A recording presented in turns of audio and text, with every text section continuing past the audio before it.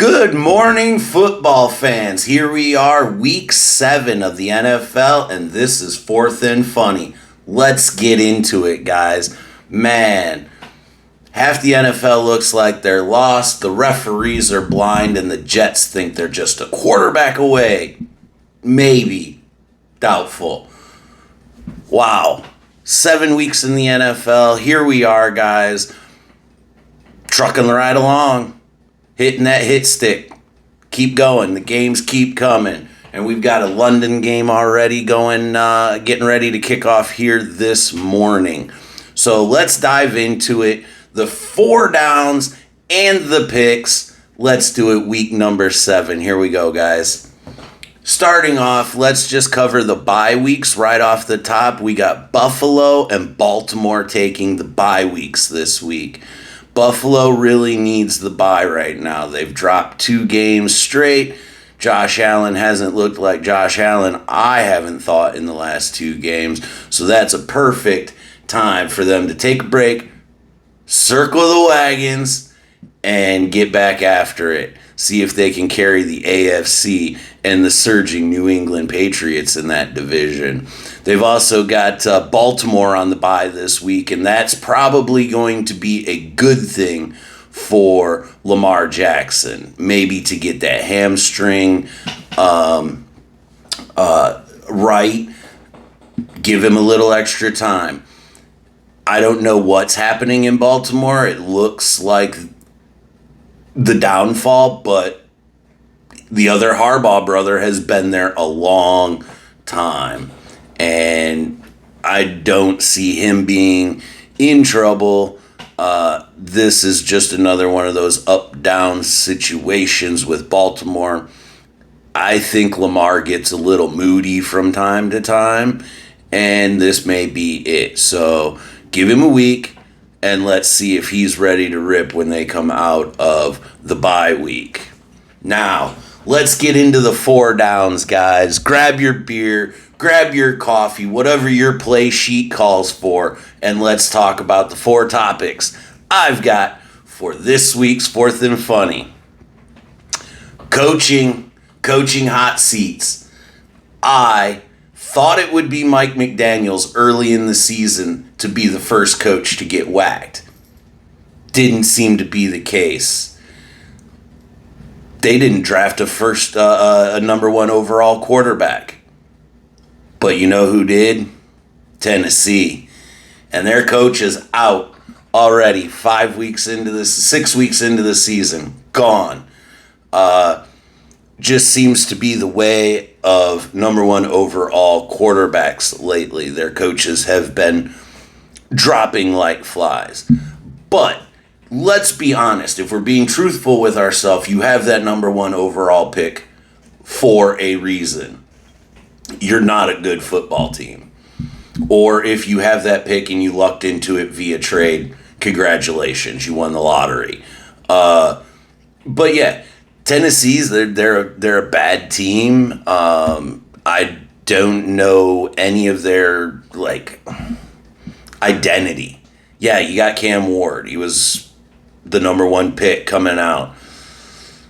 So far in this class, we don't know who's going to shake out. Jackson Dart could be a short fuse and look good for a minute, but let's see. But when your number 1 overall quarterback comes out and says, "We ass," you better start packing your boxes, because they invested a lot of money in him, and the day and age of the NFL, they're just going to turn you over.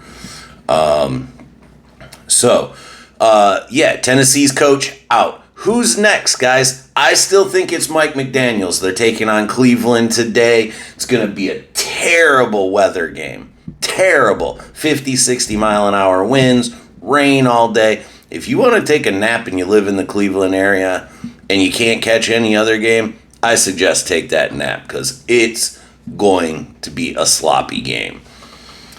Moving on to second down. There was a lot of talk here in Detroit during the offseason to get Hutch help. And I love alliteration, so help for Hutch. Hashtag help for Hutch. Zadarius Smith, who came in via trade from Cleveland last year and helped fill the void. I wouldn't say he filled the void, but he helped fill the void. He was a little bit of a productive player for the Lions and seemed to be all in.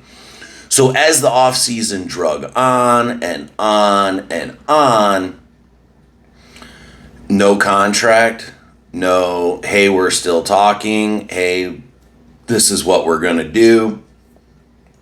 No, it was just a lot of fans asking the question, well, what about Smith? What about Smith? What about Smith? And especially after Trey Hendrickson re-signed his deal in Cincinnati. So with Zadarius Smith, here we are. 7 weeks into the season, I believe he signed after week 3 with Philadelphia. So he plays 3 weeks and abruptly retires. And I can, from a Detroit standpoint, that's why the Lions did not reach out to him. This man clearly wasn't in the mindset, didn't want to play football. He played 3 games. I don't know. Not much has come out that I've been able to dig up. And I'll be honest, I haven't done too much research into it. But those are the headlines from the week. Zadarius Smith abruptly retires, leaves the Eagles' pass defense in shambles. I think they'll be all right. It's more their offense I think they have problems with. But Zadarius Smith, that's why the Lions, I don't think, touched him during the offseason. Brad and Dan and those guys, they want people who are going to be there, who are football dudes and are dogs. Like, they're not thinking, well, we're not doing the greatest, I'm out, or, don't want to participate in off-season workouts because I'm a veteran. Doesn't work that way. And the Lions handled him properly when he came in, because when he came in, he would have missed his bye week. So the Lions gave him a full week off when they traded for him, knowing they needed his help. Gave him a week off. So that's just the type of stand-up guy that Dan Campbell is, and at 43, I'd strap on the pads for him. All right, guys, here we go. 3rd down. Rookie quarterbacks.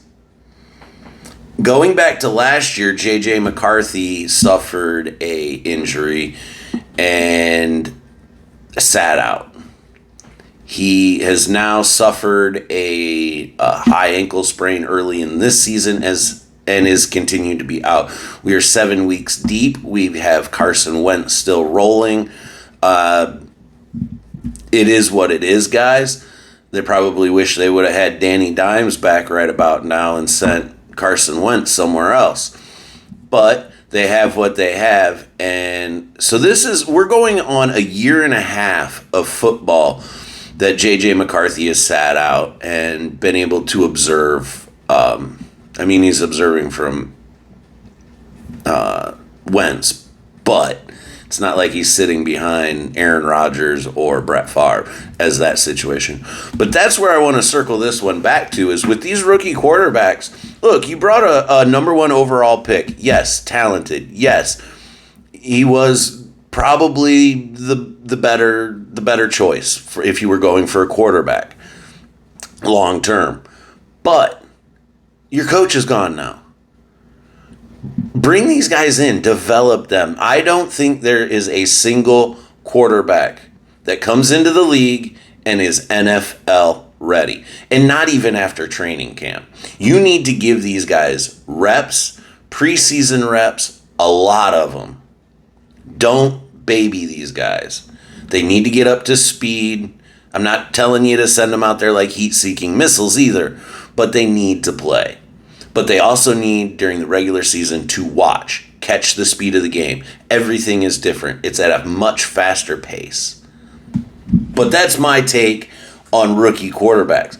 Most times it does not work out like lightning out of the bottle right away.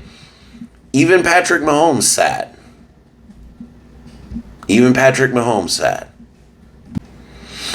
4th down, guys. Here we go. Today wraps up the London series of the NFL games.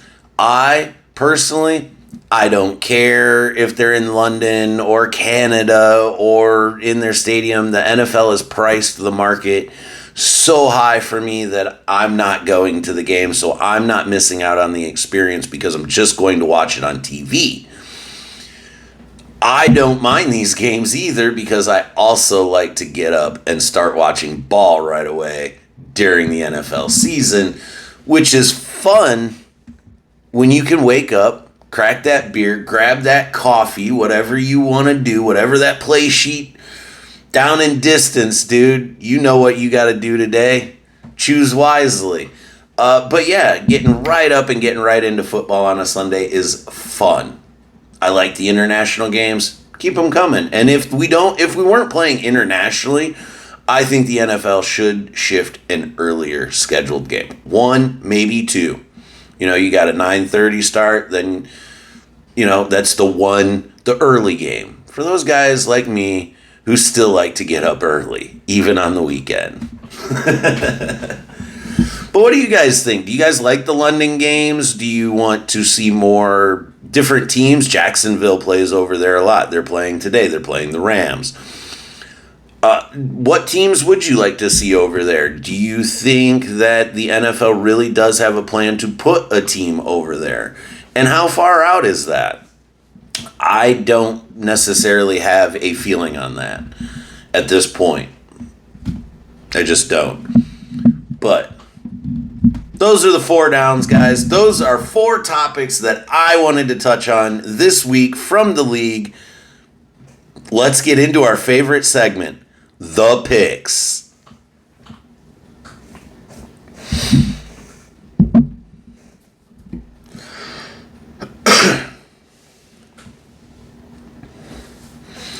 Let's get into the picks, guys. Here we go. We've got the Rams and Jags in London today. The weather's going to be shitty. We'll see what that entails there. But I like the Rams in this game. Jacksonville and the Rams, they're both 4-2. I think the Rams are the more believable 4-2. The Jags are lucking into 4-2. Then we've got Philadelphia and Minnesota. J.J. McCarthy has still been ruled out for this game. It's the Carson Wentz show taking on his old team, Philadelphia. Zadarius Smith retired this week, but I don't think the defense is the problem for the Eagles. Let's see if that Eagles offense can soar. I do have the Eagles taking this game.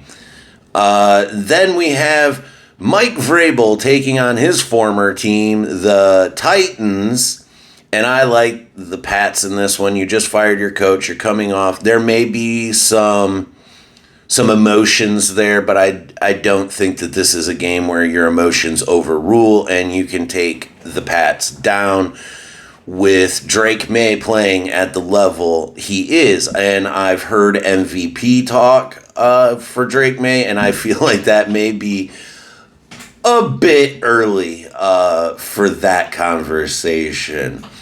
Then we have the Panthers taking on the winless Jets, and after Mike McDaniels, I really honestly think it could be Aaron Glenn, the next casualty in this round of first-time head coaches, because they don't have a team. They don't have a quarterback. They don't have an offensive line. They don't have a defense. They don't have anything. And Aaron Glenn doesn't even have a full pair of pants.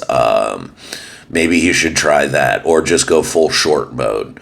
But pick one. Enough with the capris. You and Mike McDaniels, stop it. Grown men, for Christ's sakes. So yeah, give me the Panthers in that one. We've got Miami and Cleveland. We talked about the weather coming up in this game earlier.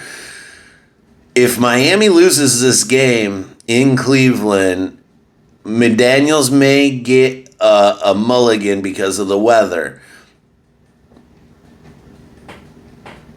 Cleveland doesn't have, they've got Dylan Gabriel, and then you had Cooper Rush last week. I don't know what either of these teams are doing, but give me the hometown Cleveland to take out Miami and send Mike McDaniels further down the despair hole because he looks like he is just a dead man walking. And then we have New Orleans and Chicago. I really don't have much vested interest in that. I think Chicago is going to handle New Orleans. New Orleans is still searching for their identity. We have Kansas City taking on the Raiders, and we'll see if the scriptwriters are in full effect on this one. I have thoughts on that game against Detroit, being I'm a Lions fan. Give me KC. They seem to be rolling. Rashee Rice is back this week. We'll really see what that offense looks like. They've also made some adjustments on their offensive line with Simmons. Colts and Chargers. Here we go. Harbaugh versus the Colts. I like Danny Dimes in this. I like the way the Colts are playing. They are 5-1. Go Colts, go. Here we go. I like the Colts in this game.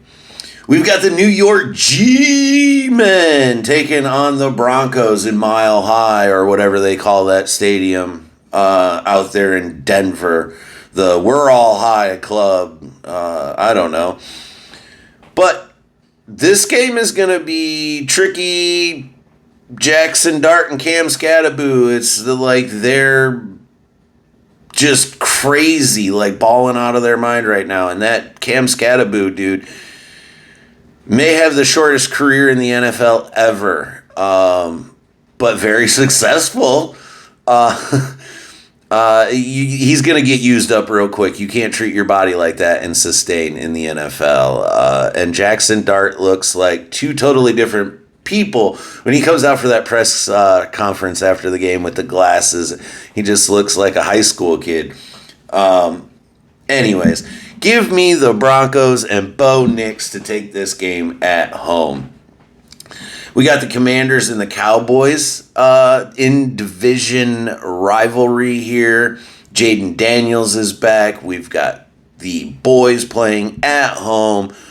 I'm going to take the boys in this one. Dak, I think, can get it done over the Commanders. Daniels is still a little rocky. They haven't quite found their groove, and it's October, and there's no Scary Terry. So those are the Sunday games. We've got two games on Monday night. We've got the Bucks taking on Detroit, and we've got the Houston Texans traveling to Seattle to take on the Seahawks. We're going to do a live on Facebook, Fourth and Funny, tomorrow pre-game, and we will discuss those games more then. So, guys, we covered the coaching hot seats. Zadarius Smith suddenly just hanging it up. Rookie quarterbacks getting their coaches killed or fired. Should they be sitting the bench?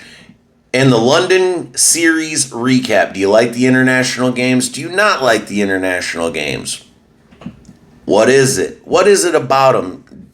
Do you not get to go to your team's home game because of it? Boo-hoo.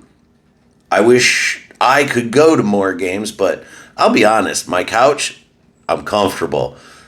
Pause that, hit the bathroom, no line. It's amazing, guys. Anyways, that's week 7 in the NFL on Fourth and Funny. We'll see you guys next week. Have a good one.